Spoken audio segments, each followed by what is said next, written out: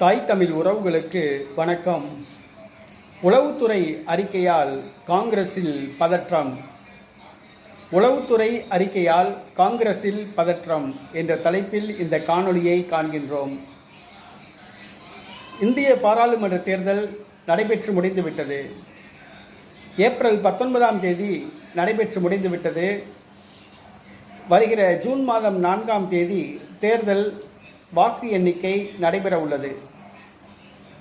திமுகவுடன் காங்கிரஸ் கூட்டணி அமைத்து 10 தொகுதிகளை பெற்றது. தமிழகத்தில் 9 தொகுதிகளில் காங்கிரஸ் போட்டியிடுகிறது. காங்கிரஸில் ஏறத்தாழ பழைய முகங்களுக்கே வாய்ப்பு வழங்கப்பட்டுள்ளது. காங்கிரஸ் ஏறத்தாழ திமுகவிடம் 15 தொகுதிகள் வரை எதிர்பார்த்தது. ஆனால் திமுக இறங்கி வரவில்லை. இதனால் திமுகவிற்கும் காங்கிரசுக்கும் அதிருப்தி ஏற்பட்டுள்ளது. மேலும் காங்கிரஸ் கட்சியின் மூத்த தலைவர்கள் தமிழகத்தில் காங்கிரஸ் வேட்பாளர்களுக்காக பிரச்சாரம் செய்யவில்லை. குறிப்பாக ராகுல் காந்தி, பிரியங்கா காந்தி, மல்லிகார்ஜுன் கார்கே, சோனியா காந்தி உள்ளிட்ட காங்கிரஸ் நட்சத்திரங்கள் தமிழகத்தில் அவ்வளவாக பிரச்சாரம் செய்யவில்லை. அவ்வளவாக ஈடுபாடு காட்டவும் இல்லை. மேலும் தமிழக காங்கிரஸ் கட்சியில் கோஷ்டி பூசல் தாண்டவமாடுகிறது. மேலும் அந்த தொகுதியில் உள்ள திமுக அமைச்சர்களே காங்கிரஸ் கட்சி வேட்பாளர்களுக்கு வேலை பார்க்கவில்லை. திமுகவினரும் வேலை பார்க்கவில்லை. காங்கிரஸ் கட்சியும் காசை இறைக்கவில்லை. வேட்பாளர்களை கூட தாங்கள் வெற்றி பெறுவோமோ என்ற ஒரு ஐயம் இருந்தது. அந்த காரணத்தினால் காசை இறக்காமல் இருக்கலாம், அல்லது இந்தியா கூட்டணி தான் 40 தொகுதிகளில் வெற்றி பெறும் என்ற கருத்து கணிப்பு வந்தது. ஆகையால் அசால்ட்டாக எடுத்துக்கொண்டு காசை இறைக்காமல் இருக்கலாம்.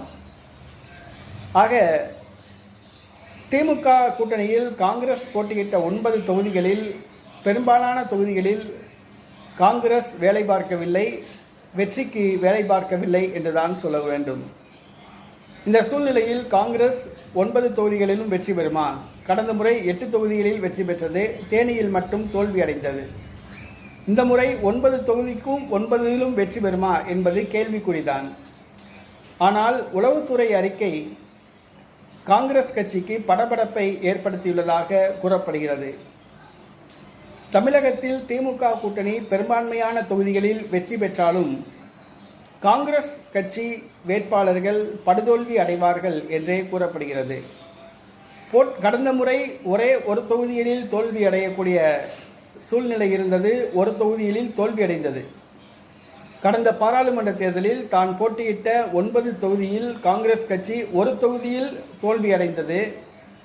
ஆனால் இந்த தேர்தலில் ஒரு தொகுதியில்தான் வெற்றி பெறும் என்று கூறப்படுகிறது. கடந்த முறை ஒரு தொகுதியில்தான் தோல்வி அடைந்தது. ஆனால் இந்த முறை ஒரே ஒரு தொகுதியில்தான் காங்கிரஸ் வெற்றி பெறும் என்று கூறப்படுகிறது.